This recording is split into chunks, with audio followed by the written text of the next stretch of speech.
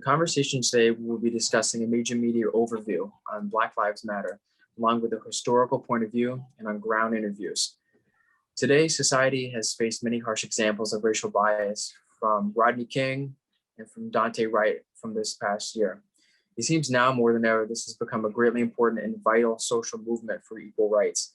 Advancements in media have brought this topic to everyone's attention with hope for more to understand its purpose. For me now is Emily, Aaron, McKenna, and Don. Aaron, I'll start with you. We see Black Lives Matter becoming greatly more popular in the media today. Why is Black Lives Matter more prevalent in the news now? Yeah, and I'm gonna have Emily jump in after me with this too, because I know she looked into this. So one of the main reasons I found that Black Lives Matter has sort of, it seems to us like it blew up overnight, was actually because of the media coverage of the rioting and sort of looking at Black Lives Matter through this almost negative lens. And even a lot of articles that supported what the movement was for, they always sort of made a point to say for the peaceful protesting. So I think a lot of it had to do with everything that happened after George Floyd, and sort of the eruption of protests that happened after that. And I know you looked into this a little bit too, Emily, if you have something. Yeah, I think it's interesting. I know you brought up just the media coverage of George Floyd and the riots. I think one of the biggest parts that played into this is just the repetition of things like the riot videos and specifically the George Floyd video itself. That's not something that media would usually release to the public. The video of George Floyd was taken by a 17-year-old and it got onto social media and it kind of took off. And I think that the difference between BLM now and how BLM has been and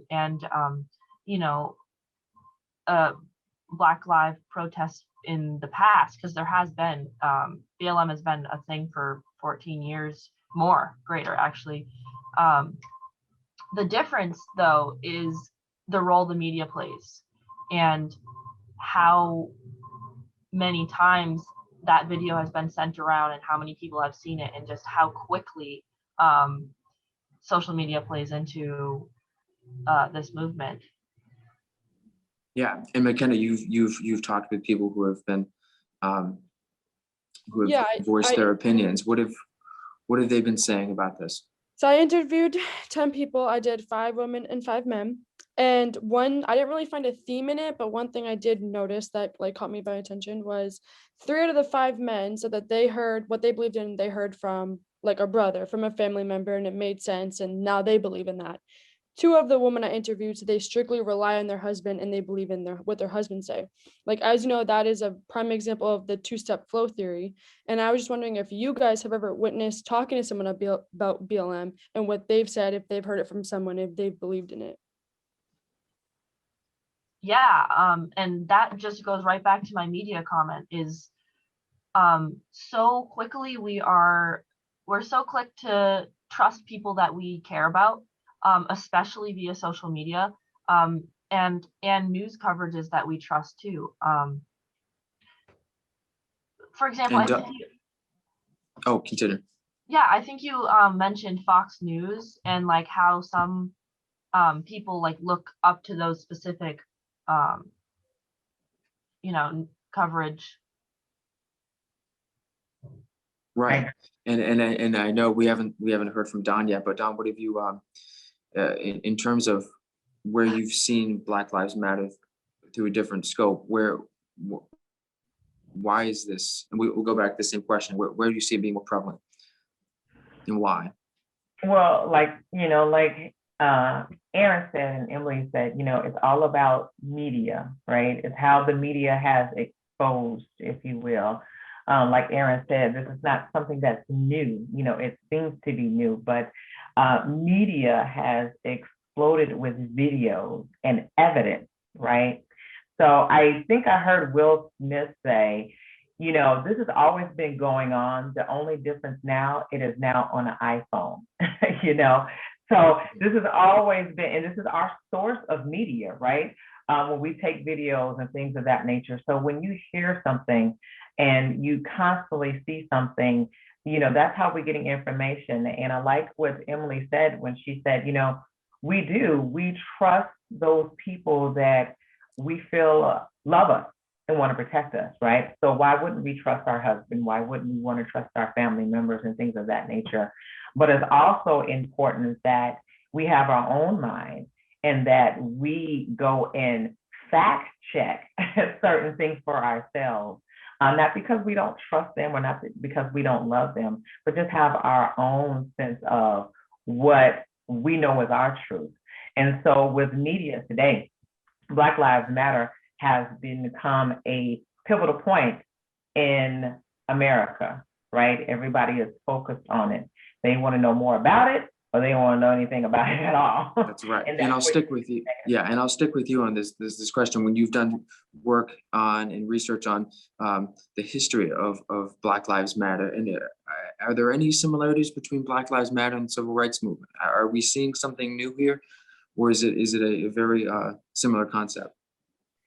Very similar concept. This is nothing new here. Even when we look at back in the 60s and where we are now, the only difference between them and us is this is our civil rights. This is our time. We created Black Lives Matter. And back in the days of Martin Luther King in the 1960s, or to narrow down 1963, we're looking at a civil rights movement. And so there's nothing different about it. The same rules apply. We are looking for justice. We're looking for equality. We are looking for the same treatment as you would give somebody else. It is prevalent and it is seen all over. That is nothing is different from this. I was looking at pictures from the civil rights movement, and the one phrase that is still the same is "I can't breathe." They actually had that on posters in 1964, and they have it on posters now in 2021. And I thought it was very interesting. I saw images of Martin Luther King, which is very interesting, kneeling. And as people see protests, what do? We kneel, or we put ourselves on the ground and we spread out saying hands up. It's no different. It is no different now than it was then. And I just think now, we have caught the attention of many people because yes. Absolutely, because back then in the civil rights, there wasn't a lot of media for us. So that's the difference between them and now, but it's very similar in the fight for equality and justice. And, certainly our impressions are changing greatly. Sorry. Was that? I just wanted to add on top of sort of what Dawn was saying, and then backing a little bit to what McKenna and Emily had said, sort of the background. So as you guys know, I looked more into the side of things of why people may be against Black Lives Matter and what things led to influence them to be against it. And, how did they get such a different idea of what the organization is to them versus what it actually is. And, we already kind of touched on this a little bit with the influence of media and sort of like these everyday people like McKenna interviewed and how they get here. A lot of the things that influenced them were, as we already addressed, the social media aspect of it, but also a lot of people in authoritative positions speaking out against it. So public leaders and politicians, a lot of law enforcement has come out and they're the ones really, calling them a terrorist group, saying that even when they're saying, oh yeah, like we support Black Lives Matter, but only when it's peaceful, only when it's nonviolent, we support peaceful protesting, but anything else is criminal.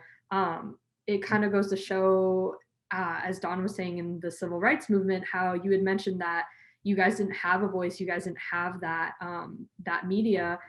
It's interesting looking now that even though you guys are starting to get a voice and are like you have your own voice now, there's still this background of trying to frame Black Lives Matters in a criminal context. And certainly for the younger generation, that it's not a new concept, but I think for this, media has given a new platform. And Aaron, I'll stick with you. When we talk about how social media has sparked this movement moving forward, is it all positive?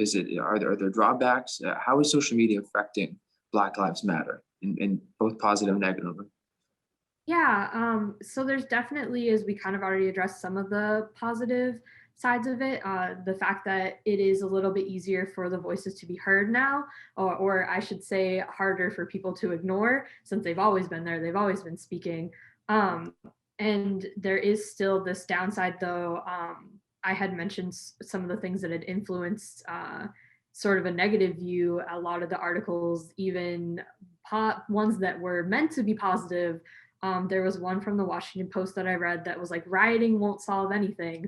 And even though they were for Black Lives Matter, again, they still had this always framing it in that context of always there was that underlying negative tone behind it.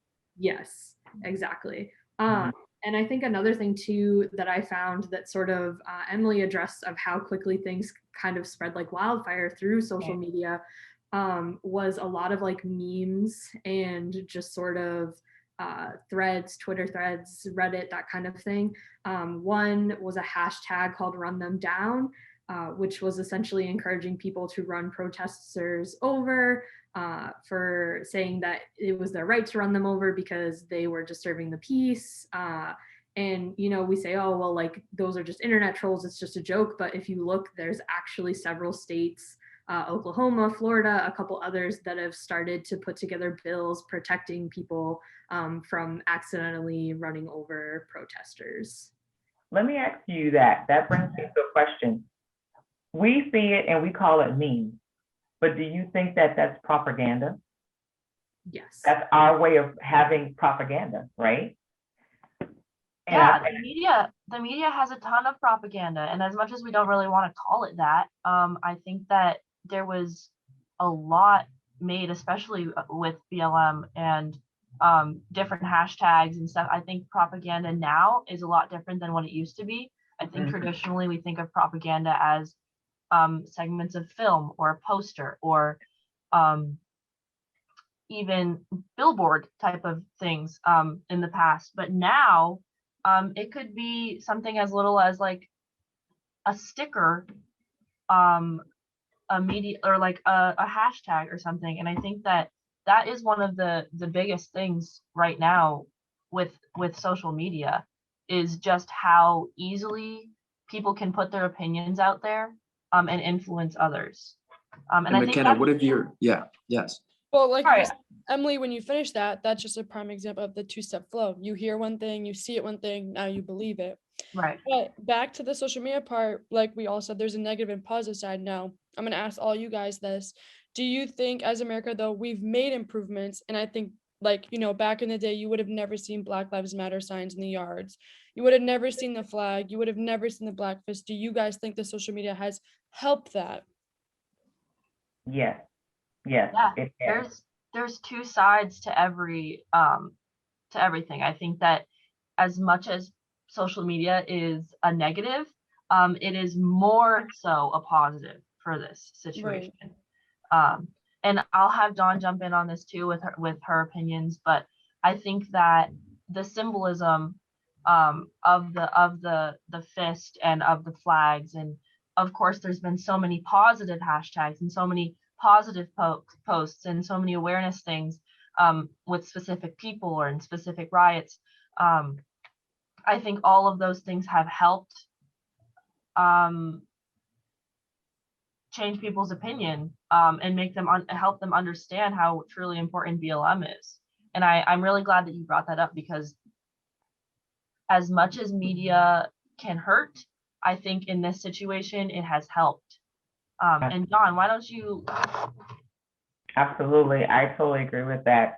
And even if you look at, I don't know if you guys have taken a notice, they're even changing how Black Lives Matter logo looks. You know, when you see the clenched fist, that's more in the 60s, you know, like fight the power, black, you know, black power. That was what that was about, right? So now if you see the Black Lives Matter in terms of icon and imaging, what they do is, if you notice, they'll have two hands shaking or more than one color shaking, and they'll put Black Lives Matter, you know? And so they're trying to form a softer look about it, and saying, hey, or you'll see people says, when Black Lives Matter, all lives matter. We've seen that one too, right? So I'm with you guys 100%. I believe that the media, as much as there is negative, there's some positive in it, even the positive propaganda, if you will. And it's almost like, so funny, it's almost like it's a ping pong back and forth. But like McKenna says, there would have been time in the 60s, you would have never ever seen a Black Lives Matter poster or even a transgender flag flying in somebody's yard. So we have come a long way, and that you can speak and express yourself freely without getting the negative backlash. And certainly how it's demonstrated and how it's used can obviously draw different people's attentions from both sides, whether that's Black Lives Matter or if that's certainly the president's, our last presidency also drew a lot of different ideas towards hate. And but Dawn, I want to stick with you for our last question, and this is in the wake of some of these attacks and just what we've heard so much of already. Where do we see Black Lives Matter going? What is the future? Is this will this die down, or will this continue to move forward strongly? I think it's going to move forward very strongly.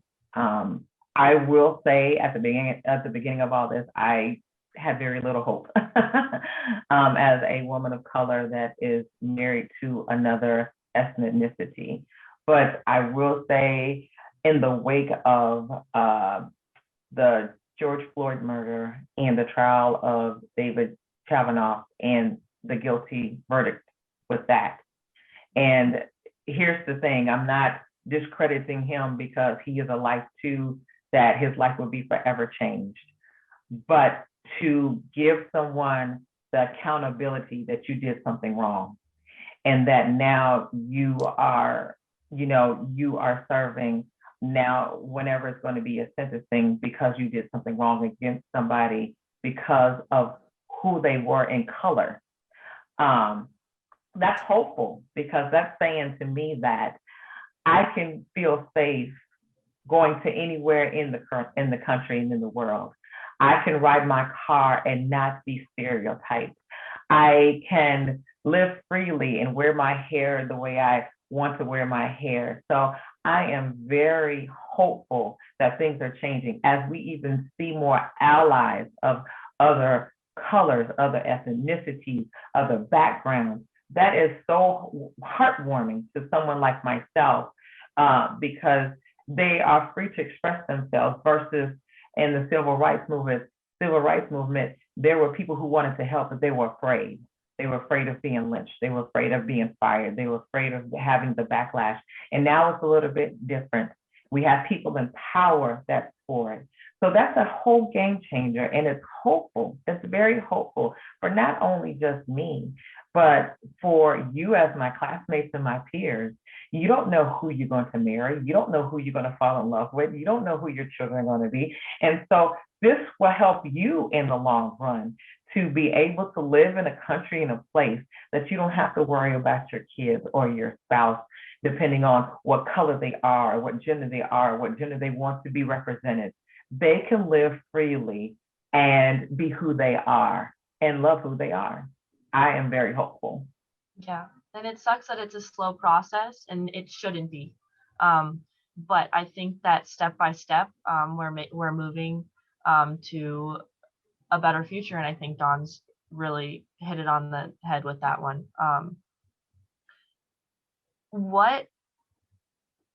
How can you relate this back to your own life, and how How did this affect you in the long run? Do you think that you could share with us some maybe personal experiences with family and stuff to sum this up? Absolutely. I just kind of, I wrote this down because I knew I wouldn't be able to say it without my voice shaking or anything like that, because this is very personal to me. My parents grew up in the age of civil rights. They marched. They sat in cafeterias and was spit on and called all kinds of names. And so therefore we have evolved a lot. And so as I used these words, I just came up with this one night. And one of my words was, this is how I see my life and how I see things going forward. As a woman of color, and after taking this class, it has become clear to me why so many people may think of Black Lives Matter as being terrorists, but also as a ally. As I did my research on androgyny and culture androgyny, I started to look over the years and I dove into this project. I have a better way to explain what Black Lives Matter truly means to people like myself of Black and brown. I watched the media framed and painted a picture and used androgyny, which is a way of meaning to lead, a false concept, a misleading information on what is my Black Lives Matter. Stereotypes have been used in classes and medias in which tainted and tries to persuade the ideology of negative imagery about the organization. But as I watched the trial of David Chavanoff, and I saw 6 white jurors and 4 Black jurors and 2 biracial jurors, I found out that when we are exposed to the same truth, we all can draw the same conclusion: guilty. That means if we are not getting along, then we are not being exposed to the same truth. As I watched the media be in control on how Black Lives Matter came across by using semiotics and staging, which we talked about earlier, when I looked at images of clenched fists and as seen as a threat, and as we see Black women being interviewed and seen to be discombobulated or even upset, making the point or a stereotype of being the angry Black woman. We're looking at over 60 years later and not much is different. And as we just marched because we want to be treated fairly. We are not in war with the police. We're not even war with each other, but we are in war with oppression, abuse, and wickedness. Yes, some of us, yes, you might pull over, Mr. Police Officer, but we all have flaws and issues, and we all go through and just have a bad day. All we want is to be handled with care and to be treated in the same way that you would treat your family members, in the same attitude. This is what Black Lives Matter means to me.